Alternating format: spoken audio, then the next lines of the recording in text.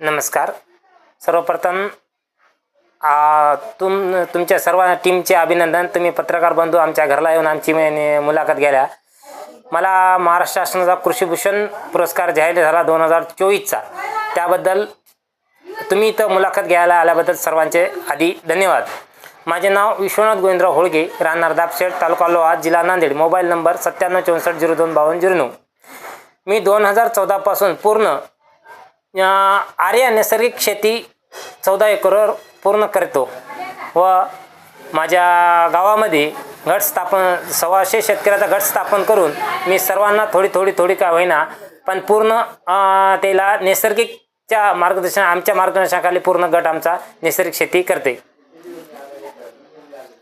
तर मी 2014च्या आधी म्हणजे नैसर्गिक शेती करण्याच्या आधी रासायनिक शेती करत गेलो. म्हणजे मी काही जास्त शिकलेला नाही, 7वी शिकलेला माणूस. तर 7वी आमच्या गावामध्ये 7वीपर्यंत शाळा आहे. 7वी झाली की मी शेताकडे वळलो. शेतामध्ये नवनवीन प्रयोग करायचा मला नाद लई की बाबा आपलं दुप्पट उत्पन्न कशाने येईल या नादामध्ये मी रासायनिकचा भडीमार केला. आणि मग असं काय झालं की बाबा आमच्या वडील पोलीस पाटील असल्याने ते गावाचे समजा देखरेख करीत गेले. मग त्यानं विचार केला की बाबा म्हणजे आपल्याला कशात फायदा आहे आणि कशात तोटा आहे, का कोणतं पीक घ्यावं. मग आम्ही काय केलं, बाबा एवढं रासायनिकचा खर्च करून सुद्धा आपल्याला उत्पादन किती येते. मग त्यानं लिहून एक डायरी काढली की बाबा आपल्याला साधारण किती खर्च येते, किती नाही, काय उरतं आहे. मग साधारण आम्ही खर्चाचा हिसाब मांडला तर 0 येऊ लागला. कारण बघा 2014च्या आधी म्हणजे 2012-13च्या मधामध्ये आमच्याकडे काही पैसे राहत नव्हते. मग कसं करत गेले, एक आमचं शावकार राहत गेले उस्माननगरचे.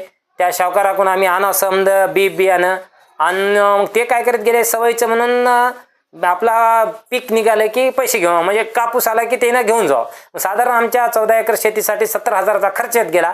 आणि ते सवयी म्हणलं की ₹1,00,000 होत गेले. ₹1,00,000 म्हणलं की आमच्याकडे काही राहतच नव्हतं. मग विचार केला बाबा आपण एवढी मेहनत घेऊन खर्च करून तरी आपला काहीच उरणार आहे.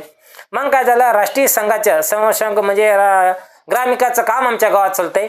त्यानं काय समितीची बैठक लागली होती. त्यानं आमचे सारखे नवीन प्रयोग करणारे पोरं होते. त्यानं म्हणजे या बैठकीला गेल्या.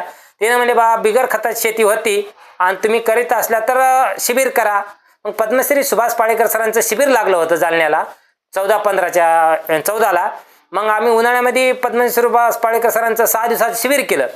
तिथून मी घरला आलो. आमच्या वडिलाला म्हणलो बाबा बिगर खतात शेती अशी होती आणि ते आपण करूत, कारण काही इकडे तरी 0 झाले, काही उरण आले, आपण करून तर बघू ते एखादं साल.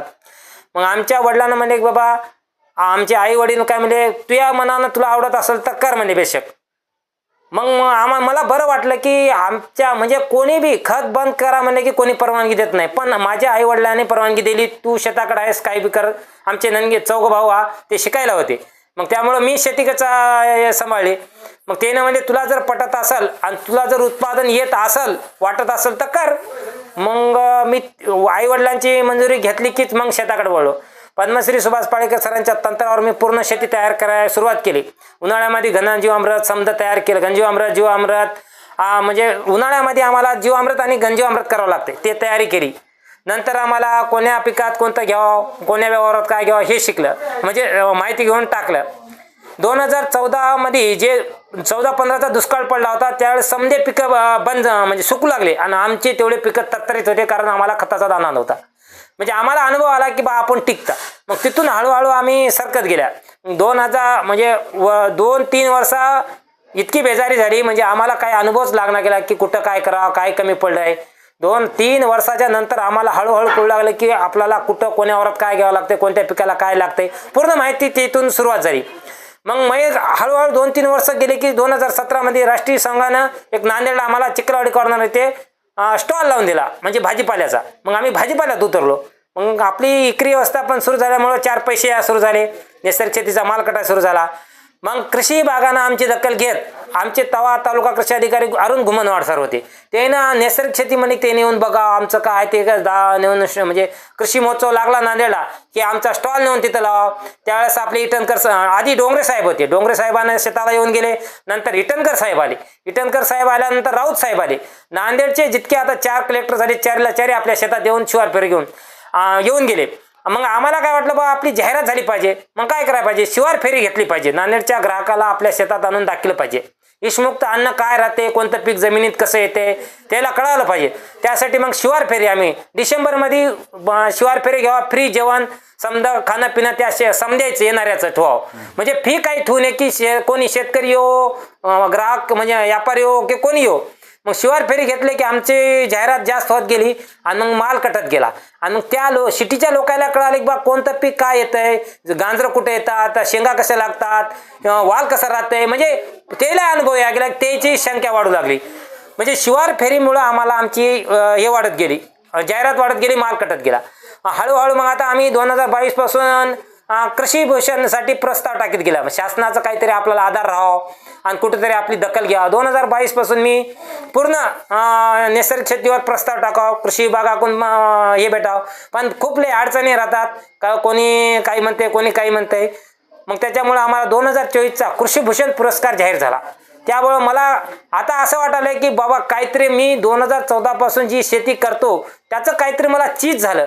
आणि माझ्या आईवडिलांच्या आशीर्वादानं आणि ते कृषी विभागाच्या साथीनं आणि जे राष्ट्रीय संघाच्या त्याने बी मदत केली त्याच्या यानं आणि अरुण घुमनवार सरच्या मार्गदर्शनाखाली मला हे 2024चा कृषीभूषण पुरस्कार त्यांच्या मार्गदर्शनाखाली भेटला. मला साथ दिली माझे आईवडील, माझे बहीण भाऊ, म्हणजे भाऊ समजा परिवारानं. आणि त्यातल्या आमच्या गावातील लोकांना जे 150-125 शेतकऱ्याचा गट आहे त्यानं पण एवढी मदत केली. आता कुठे बी चला म्हणले की 125 शेतकरी मागे राहतात. म्हणजे आमचं एक मजबूत हे झालेलं आहे. आता ही शेती करत असताना आपण कोणत्या ट्रॅक्टर वगैरे आधुनिक यंत्राचा वापर करता की बैल वगैरे आहेत आणखी तुमचे? आता आमच्याकडे 4 गाई, 2 वासरं आणि 2 बैल आहेत. होईल तेवढं आम्ही बैलाच्या सहाय्यानं करतो. येळं अभावी म्हणजे काही अडचणी येतात तिथं ट्रॅक्टरचा वापर करता. पण ट्रॅक्टरवाला एवढं म्हणतंय की नैसर्गिक शेतीवाल्याची जमीन ही भुसभुशीत राहते, म्हणजे त्याला सोपं जाते, ते सरळच म्हणते तुमच्या याच्यात जास्त ट्रॅक्टर लागले बा म्हणते. पण होईल तेवढं आपण बैलाच्या सहाय्याने करतो. आणि 60% आपण गावरान बीज वापरतो. आता आमच्याकडं हळद, गावरान साळ, गावरान बनशी गहू, टाळकी ज्वारी, पिवळी ज्वारी, सर्व डाळी, उडीद, मूग, तूर, चना, हळद, आपलं कांदा, लसूण आणि पूर्ण भाजीपाला, हे सर्व पीक मी 28 प्रकारचे भाजीपाला घेतो. म्हणजे जे पारंपरिक पिकं आहेत आणखी त्यांची बियाणे तुमच्याकडे जतन आहेत? म्हणजे 60% बियाणं आम्ही घरचेच वापरतो.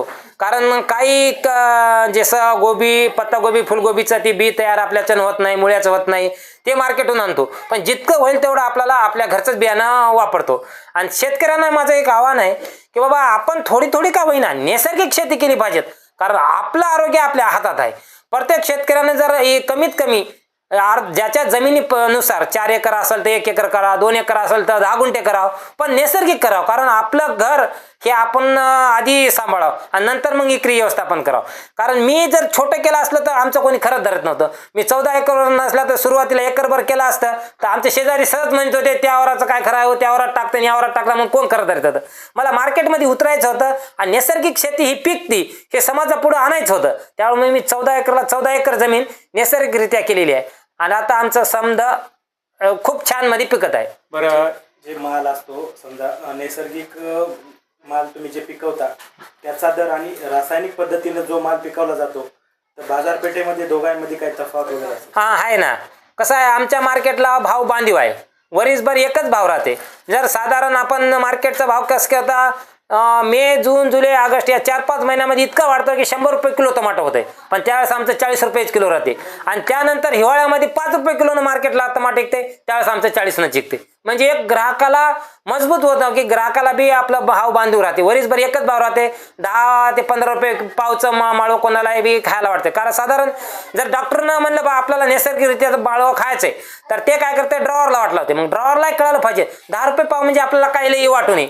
म्हणजे ड्रॉवरची बी भाजीपाला हो आणि त्या डॉक्टरचा बी हो, या हिशोबाने आम्ही भाजीपाल्याचे एक दरत होता. सेंद्रिय खताचा वगैरे कोणत्या खताचा वापर करतो? आम्ही सेंद्रिय करत नाही. कारण आम्ही पुन्हा एकदा सांगतो की सेंद्रिय आणि नैसर्गिक शेती पूर्ण अलग अलग आहे. सेंद्रियचे पूर्ण जे प्रोजेक्ट भेटतात म्हणजे खतं औषधे पूर्ण बाजारात विक्रीसाठी येतात. नैसर्गिक शेती ही आपल्या निसर्गाच्या सहाय्याने चाललेले फक्त आधुनिक पद्धतीचा वापर करावा लागतोय. तुषार, ठिबक, सोलर टॅप, चिकट सापळे याचा वापर करावा लागतोय. पण नैसर्गिक शेतीमध्ये गाय ही महत्वाचं अंग आहे. नैसर्गिक शेतीचं गाय ही पाहिजेच. कारण आम्ही घनामृत हे 100 किलो शेणापासून 20 लिटर जीवामृत शिपून त्याचं बनिता. म्हणजे याच्यामध्ये शेणाचा जास्त महत्वाचा आहे. शेण हे महत्व आहे आमच्या नैसर्गिक शेतीमध्ये. बरं, पूर्वीच्या उत्पन्नामध्ये आताच्या उत्पन्नामध्ये फरक काय आपला? पूर्वी म्हणजे रासायनिक म्हणता की सुरुवातीला रासायनिक मध्ये कसं आहे, आता बघा आम्ही गेल्या वर्षी 40 क्विंटल एकरी हळदीचं उत्पादन काढलं, पण यावर्षी आम्हाला 20 क्विंटलच झालं. म्हणजे यावर्षी पाऊस जास्त झाल्यामुळं आम्हाला उत्पादन भेटलं नाही. पण गावामध्ये सरासरी रासायनिकवाल्याला 10, 12, 15 हे 90% घेणारे लोक आहेत. म्हणजे 90%पर्यंत 10, 15, 20च्या मधातच येणारे शेतकरी आहेत. आणि 10% असे लोक आहेत की ते हायपाय, म्हणजे 2 हायवा शेणखत टाकणं, त्याला रासायनिकचा ₹1,00,000 खर्च करणं, म्हणजे कमी भरती, असे 10% लोक राहतात की 40 क्विंटलच एकरी काढतात, पण त्याचं खर्च बी 2 ते 3 लाखापर्यंत जाते. पण आमच्या नैसर्गिक शेतीमध्ये आमचा रुपया बी जात नाही, फक्त आम्ही बाहेरून गूळ तेवढा विकत आणतो, त्याच्यापासून जीवामृत बनवतो. बरं, शेवटचा प्रश्न. आपल्याला महाराष्ट्र शासनाने जो कृषी भूषण पुरस्कार देण्यात येणार आहे उद्या, त्या अनुषंगाने माहिती सांगा. उद्या तुमचा सन्मान होणार आहे, का भावना आहेत आपली? आता आम्हाला महाराष्ट्र शासनाने कृषी विभागाकडून आम्हाला राज्यपालाकडून आमंत्रण आले. 1 जुलै रोजी मुंबई येथे राज्यपाल, मुख्यमंत्री साहेब, उपमुख्यमंत्री दोन्ही, कृषी मंत्री यांच्या हाताने आमचा सन्मान होणार आहे व कृषी भूषण पुरस्कार आम्हाला तिथं मिळणार आहे. तर मला व माझ्या सर्व गावकऱ्यांना, मला आमच्या परिवारांना खूप आनंद झाला की हा पुरस्कार सर्वात मोठा महाराष्ट्र शासनाचा आहे आणि तो आम्हाला आमच्यासारख्या शेतकऱ्याला मिळाला, हीच माझी खूप मोलाची आहे. कारण नैसर्गिक शेतीवर पुरस्कार मिळणं खूप कठीण आहे. 2014 पासून करतो, तो 12व्या वर्षी मला नैसर्गिक शेतीवर काम करतो म्हणून पुरस्कार मिळाला. तर मला सर्वांचे धन्यवाद करतो की मला हा पुरस्कार मिळाला. किती तास? अर्धा